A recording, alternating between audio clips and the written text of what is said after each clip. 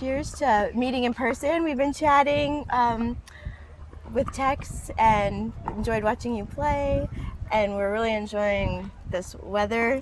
There's a snowstorm at home, so cheers to the weather as well. But absolutely, it's really great to meet you in person, so cheers likewise. to that Thank as you well. so much. Cheers. Yeah. My pleasure. Thanks for having me. Thank you for being on. We cannot wait to talk to you. You played amazing today. It was fun to watch you play in singles. I mean, thank you for having low standards. So this is Whitwell, #1 senior women's pro player in the world from 2024. Huge congratulations on that. Thank Yeah, you. that's I think there's 3 amazing. people, so I kind of edged 2 out, I believe. How long does that take to start the process? What's the behind the scenes, if you don't mind me asking? For Your journey. To get that award, like at that level. I mean, what does, are people applying for, are you nominated for it? Is it based off scores just for points. individuals that might not be aware? So there was 2 things, right? So I ended the year as #1 based on my points, overall points. Okay. And then I ended up with the sort of fan favorite awards for senior player of the year as well that got voted on. Okay. which Oh was- wow! that- So you had that's the an 2 honor. awards. I got the 2 awards, yeah. So it's really nice, obviously. The ending the year at #1, that's a reflection of my hard work, right? Mm-hmm. That's like, okay, it validates everything that I'm doing, and even though sometimes I question what am I doing. And then the fan favorite voted award, that one is really, really special to me, because I've always said that the reason I play pickleball is because of amateur play and grassroots play. The reason that I have fans is because we sit on top of amateur tournaments, so it's very important to me to connect with amateurs and rec players all over, nationally, internationally, and bring them on this journey with me, because without them, I don't have a platform. So to get recognized for that was really special.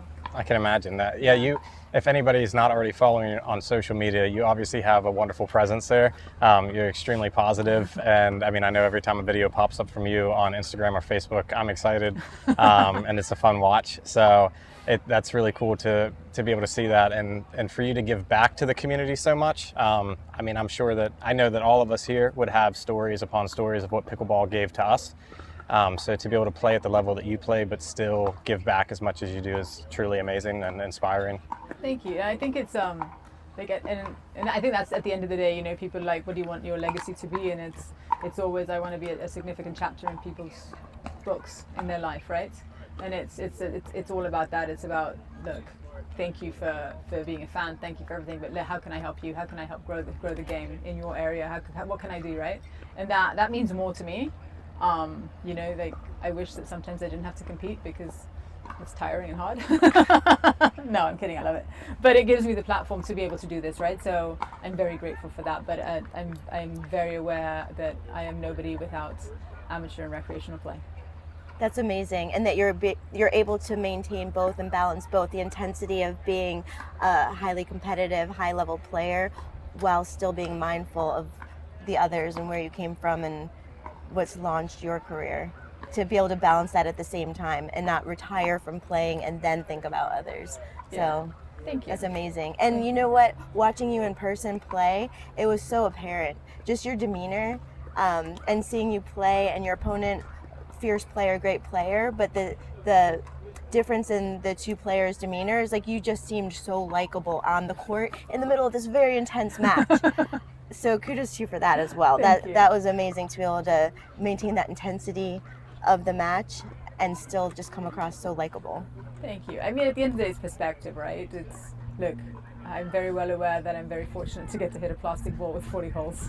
Yeah. It's a plastic ball. I mean, come on. Yeah. We're not, I'm not out here performing brain surgery. But I mean, it is about perspective, and at the end of the day, sometimes we get wrapped up in the fact that we live in this bubble of pickleball, and it's the be-all, end-all, but, win or lose a match, like, life carries on. Like, nobody cares, outside of this bubble that we live in, right? So and when you manage that, then you're like, at the end of the day, just go out, compete hard, and look, did it go my way today? No, but my opponent played well, and I made a ton of mistakes. I can fix those, but I'm not gonna ruin the rest of my day because of that. That's just silly. Right. That's so true. So these days, is this one of the main places that you play or frequent, or because you're in the villages? Correct. So you I'm have in God's waiting room. Yeah. And you said there's 300 courts there. There's about 300 courts. There's like way too many courts. Do you have one specifically for you yet? I do. I actually, it sounds really weird, but no. I actually lease a 5,000 square foot warehouse, and I have an indoor court where I train. I've got a couple of pros that train with me full time, and then some other pros come in and out. So it's easier to get stuff done there. I've got the camera set up. Yeah. We can analyze game, and That's not that I perfect. don't not mind. I love playing in the villages. It's like I've got a ton of friends that I play with and Right. fool around with. But that sounds horrible. I don't fool around with them on the court. Hang on a minute. Wait a minute. No, it's like sometimes when we're out there, if we go outside to, we're playing an outdoor tournament and we go outside to practice, and sometimes it's like, you get asked 50 million questions and I'm like, I just want to, and I don't want to be rude. Right. So it's just easier sometimes to just not do that, right? And then I feel a bit because it's like, no, they want to be a part of it, right? So when we can, they're always a part of it, but for the most part, we train inside. That's why I tried to keep my composure whenever I saw you at first. I didn't want to fanboy too hard and scare you off. So, because I'm sure you get it all the time. No, it's fun. It's fun. Look, it's fun. I enjoy it. It's weird, but I enjoy it. So how often are you playing versus drilling? What does that schedule look like for you? And like, are the drills one-on-one, with just two people? Are you playing matches? Like, how does that structure look behind the scenes for you? So typically we drill 90% of the time. Okay. And obviously in those drills, like 1v1, 2v1, working on different parts of the game, right? And then we add a point component to it to just add a little bit of pressure and accountability, so that you're not just goofing off the whole time. And then we probably play some matches, but most of the time it's like if we can create that pressure situation in the drill, then it translates to the game. But yeah, drilling way more than playing. I always say I'm the worst rec player there is, because I'm just like, I'm done, I'm working on this. Oh, that didn't work, and it's like I'll just keep doing it to try to do it, and everyone's like, Lee, can you hit the ball over the net? I'm like, yeah. Do I have to though? How many drop shots did it take to perfect it? Like, how many practice ones? So that's funny. I have a heavy tennis background, and when I played college tennis, the big joke was how many drop shots was I going to hit in any tennis match, and it always translated to if I 24 obviously was a case of beer. That's awesome. I was very easily persuaded to do things with the promise of beer. Right. It's terrible. As any good athlete is. Absolutely. Podcast, right, beer. yeah, absolutely. Yeah. You stay hydrated. I mean, the best athletes always have a good regimen of electrolytes and hydration. So, Absolutely. yeah. And you know what? And then it's like, win or lose, we drink beer. It's all about perspective. I love that outlook. Again, at the level that you're playing, you have such a great outlook on life, just from just saying it's all perspective. I mean, I think even for people who aren't in the pickleball world, like, everybody can benefit from that. Everybody should be looking at perspective of the current circumstances. Always be better, always be worse. Absolutely. And that's been something that, we've talked about with a few of our other guests, is how pickleball has truly changed their life. It's changed the trajectory of their life. I mean, obviously we wouldn't be down in Florida playing, you playing a tournament and us getting to meet you and doing a podcast. Used to be in winter wear. Yeah, we would actually, we'd be in 30-some degree weather, and I'd be out scraping ice, Right? So I'd much prefer down here. But it's just so cool to see, like you said, it's a plastic ball, and it's really neat to see how much that has impacted people's lives. Oh, it's insane, and it's like, they always talk about that third space, right? Like, because most people, the first space is home that they exist in, then work. And then the third space for a lot of people was church, and pickleball sort of become that third space where people exist for a lot of people. And it's interesting to see how, we were talking about it earlier. This is a sport that started in death, for lack of a better word, right? For old people, and we've slowly lowered the age. But think about it, like people in their 40s, right? That's your friends group are pretty set. When you start adulting and working, your friends group is pretty set, and then you maybe you have to move for work or do whatever, and you go pickleball, you go play pickleball, and all of a sudden you're like, wait, do I have room in my life for more friends? Right. And and I always ask people, like, how many phone numbers do you have in your phone, first or last name pickleball? Yeah. Right. Exactly. And it's and you see what it does. I mean, people come up to me all the time. They're like, you have no idea, you know, what pickleball has done for my life, and you know, we did this camp, and oh my god, Lou, this was amazing. And it's like, you know, the stories they tell, and you hear those stories, and then it's, if you have a heart and, you know, feelings, it really helps shape things for you, because then you look at it and go, you know what, I need to change the lens of which I'm looking through life with, because these people have gone through so much more, and look at them, and they're out here smiling, and they're surviving, and not only surviving but thriving, in spite of, you know, the last couple of chapters of their life, right? And when you look at it that way, it's like you've got to be able to just be like, we're so blessed to do this. Like, I mean, seriously, who'd have thought that at this stage in our life we would be hitting a plastic ball and having a blast? Exactly. Seriously. Yeah. Well, and I had told you before that my poor mother had tried time and time again to get me out on the court. I don't play an old person sport. Right. You know, that was exactly what I would tell her multiple times. And then the first time I hit a ball, you know, out there, I was like, oh, I'm in love with this. And this is my first racket or paddle sport. And I didn't grow up playing tennis. I played a ton of other sports. But the really unique portion of this for me, there's so many unique portions at this point, but that early on one was that I could go compete with my mother at a tournament, and she's a savage competitor, like, you know, a huge racquetball background. Right. And we got to go out and play a tournament together, which was bridges really together. Yeah. I mean, so what many it's done different for people. families and generations, right? Exactly. Yeah. And I never that's thought that I magical. could do No. that. You know, I mean, like, I love to go snowboard. You know, not the weather, but I love the activity. Right. But you know, I can't take my mom out onto a mountain and say, let's just go snowboarding I today. mean, you could. She I might could. not like you. Right? Yeah. She would probably have a lot of words You're like, for close me your eyes, go at on. the bottom. You're fine. Yeah. Poor Denise. And yeah. Right, Poor Denise, we love you. I mean, are you listening? Yeah, and I mean, and it's been so cool, and I mean, just the trajectory that we've been able to experience with pickleball, with competing, you know, with her and I meeting up on the court originally in a tournament, reconnecting through pickleball, starting to play mixed doubles together, drilling together, then starting a podcast together. Again, shout out to my mom. Mom names the podcast, does all this stuff, but it's all because of a plastic ball, and it takes me a minute to wrap my head around that. If I'm being truly honest, it's really hard. Like, I think, I mean, I'll give you one guess. What got me into pickleball? Beer. I got bribed with a case of beer. Like, seriously, to play a tournament. But, you know, it's like, in pickleball, like, I fell in love with pickleball right away.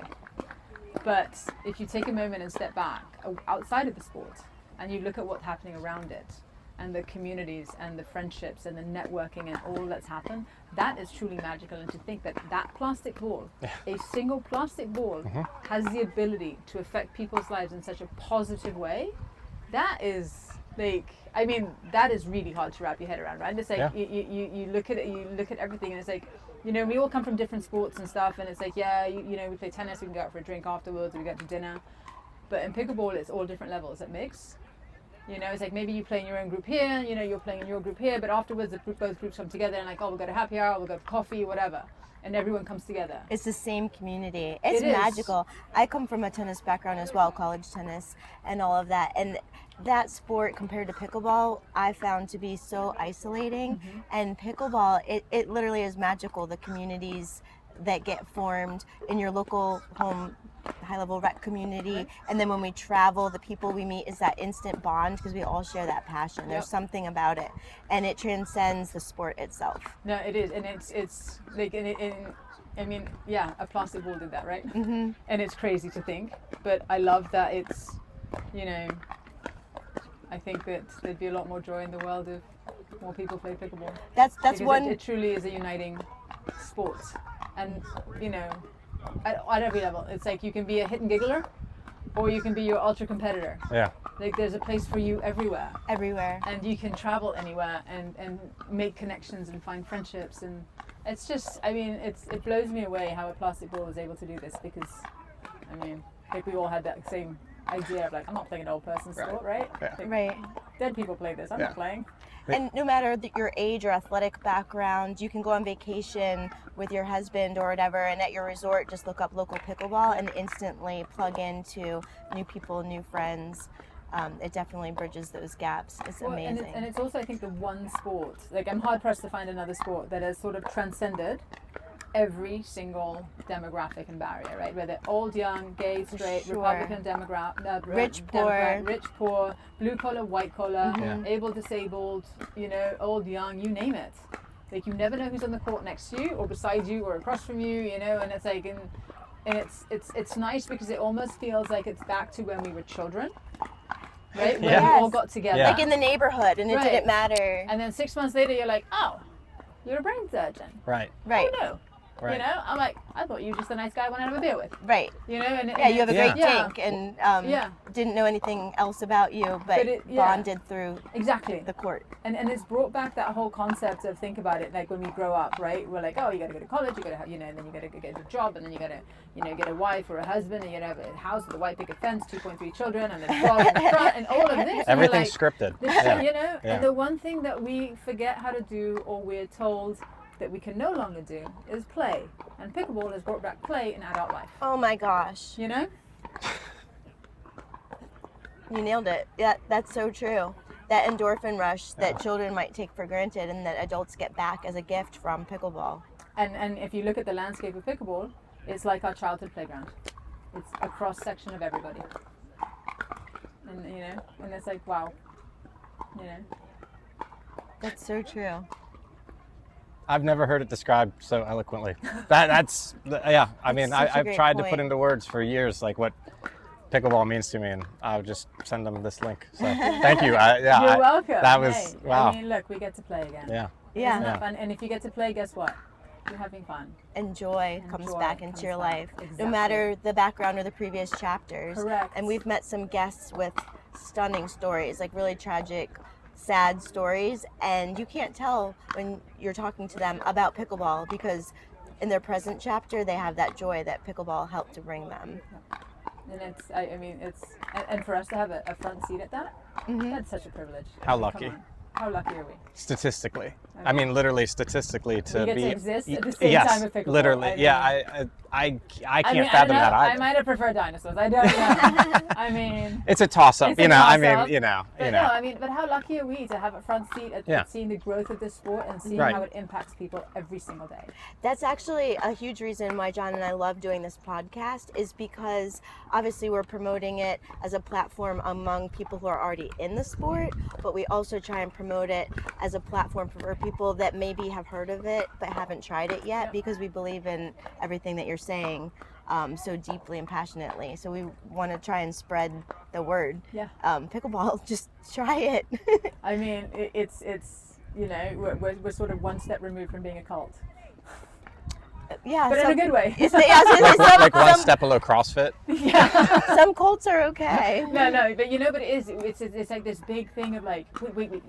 And you meet somebody like, I've never heard of pickleball. Like, hang on a minute. How? You haven't heard of Right. pickleball. Like, what is Right. wrong with you? Do you live in a cave? Right. So you said you started pickleball about 7 years ago, Something and you like that, came from a yes. high-level college tennis background. So now the demographic of pickleball players is being pushed down to a lower and younger age. Do you have any advice for a very high-level competitive younger tennis player who might be interested in pickleball? Do you think they should stick with tennis and have that under their belt, all that training and discipline that comes with tennis and that journey before switching to pickleball? Or do you think that people might consider transitioning to pickleball at a younger age? I mean, I think now is probably the time if they want to be a pro athlete. Like, if you look at statistics, I think it's 1% of tennis players make it. Right. Right. And I played college tennis, I played pro tennis, and got to coach at a very high level and did a lot of things. But it was also a long time ago, right? And the tennis world is extremely competitive right now. So I think if someone has talent and a work ethic and coachable, I would grab them in a heartbeat and say, give me 6 months, because I'll turn you into a phenomenal pickleball player. I think the biggest issue is that tennis players face is we focus so much on this should, right? Of, I should be able to do this, oh my God, I spent so many hours in tennis and, and the technique of tennis and all of that, right? Where pickleball, you can pick it up fairly quickly, right? But they spend so much time focusing on the things they should be able to do versus embracing the differences of the game and really working on the nuances of the difference, of the footwork, of dinking, of being able to do speed ups and flicks, because it's like, yes, can I grab my paddle and do that? Absolutely. Can I grab my tennis racket and do that? I'll be in the hospital. Right. There's things that you don't do in the tennis court that you can do in the pickleball court, and it's embracing those differences and really owning them and being a master at them that's going to elevate your career. Because the fundamentals are there. You've got the hand-eye coordination, you've got the reflexes, you've got the speed. We just have to change the footwork a little bit. We just have to change a few things. But you've got to be willing to and not fight it. And a lot of players fight it. They're tweaks, but absolutely imperative tweaks. They're imperative tweaks, but if you fight it, you're in your own way. And you stop your own growth. Yeah, John's worked hard with me on me making that transition from my tennis background where it's just memory. I don't have to think about it, to pickleball, and just all of those tweaks are so important as I transition to just a pickleball player, not look like a tennis player who has learned pickleball. And that's where the drilling side of it comes into it, right? Because you've got to drill it ad nauseum until that footwork is memorized. So that footwork is automatic, so you're not even thinking about it. So you're not doing that crossover step and going, well, yes, I got to the ball, but now I'm so out of position, I'm not going to get back, right? Right. So a lot of it is being able to do that, and I think that because, and I mean, I'm guilty of this too, way back when I first started, when you look at pickleball, you're like, it looks so basic. And you don't see the nuances in the dinks. You don't see that was a slice, that was a side slice, that was a roll. That, you don't see the different nuances in the dinks. It just looks like a basic dink. Right, it looks like a softball that went over the And net. you're like, oh my God, anybody can do that, right? So then you come out with this bravado, cocky attitude of like, whatever, I can do this. And then you realize you can't, but then you fight yourself because you're like, I should be able to do it. Because I can do this, and this in the tennis court, so why can't I even just push the ball over the net in pickleball? And at that point now you've gotten so far in your own way to break that and shed all that to get the real you to work is a lot of work. Like you said, you have to be coachable. Absolutely. I think the funniest part for like that specifically, like you said, with the dinks, seeing how they're, you're watching it on YouTube or whatever, and you're like, okay, I could field that one, and not coming from a tennis background, I was more aggravated because it looked so easy. It looked effortless, and I was like, okay, if I can do X, Y, and Z sport, then I should be able to go out and just hit a ball over a net. And to not be able to do that, I was like, what is wrong with me? Why am I so uncoordinated and unathletic? Why can I do everything else? But see what you did there, like you automatically went into the negative. Like I should, Right. Yeah, instead of going, I should. how can I do Exactly. it? Right? Yeah. And it's so bizarre because it looks so easy, and then you fight it, and you're like, It's been a huge mental transition that I've worked on over the past year of looking at things like the lens. It's all about the lens you look through. Okay, I'm not doing that right now. I can do it. Like I can get there. I just have to work at it. Like, what do I have to What do? do I have? What are the steps that I need to take? What do I need to sit down and watch? What drills do I need to go out and do? Who do I need to be drilling with? Who do I need to be asking questions to? As opposed to like an old mindset of mine would be just like get in my own head and be like, well, I can't do it. And I'm going to beat my head against this wall until I figure it out myself. And going back to the whole pickleball community, then it's so welcoming. You're like, oh, I can reach out to this person. I can do this. I can do that. And then it elevates your game so much quicker. No, the Pickleball network is like the Angie's List of the world now. Yeah. It's like the whole referral network. It's crazy. That's so true. I mean, and then it's like, but it's funny because like occasionally like clips show up online, right, of points or whatever, and then I try not to, but then you read the comments and you're like, don't read the comments, just don't do it. And you're like, yeah, it's fun, let's read them. And then all of a sudden you're like, oh my God, these people's couch dupers are like 8.0. They're like amazing. And I'm like, get on the court. I like that. They're couch Yeah, duper. they're couch duper. I'm like, dude, what do you think? Can you put down your Bud Light and your popcorn for a minute? Right. I think that should be a shirt. I think Couch I duper. love that. That's great. Like their couch dupers are way above, overinflated than their ability to play. I'm like, oh, you play 3-5 and your couch duper is 7. Right. Yeah. Okay. Wow. Good to know. Yeah. Thanks for that tidbit. Right. I'll take Yeah, that. I'll yeah. put that in my repertoire. I'll put that in the bank, and I'll pull it out in a tournament. And the things people say are just absolute downright offensive, mean, hateful, And I'm like, what are you doing? I'm like, we're just out here trying to do our best, right? Right. And no one's trying to do anything. But people keyboard warriors are the best. They are. I mean, but they're experts. Yeah. At everything. Yeah. They could have everything. gotten it. They could have done it. I know, and I'm just like, wow. I'm like, maybe I should call them up for a lesson.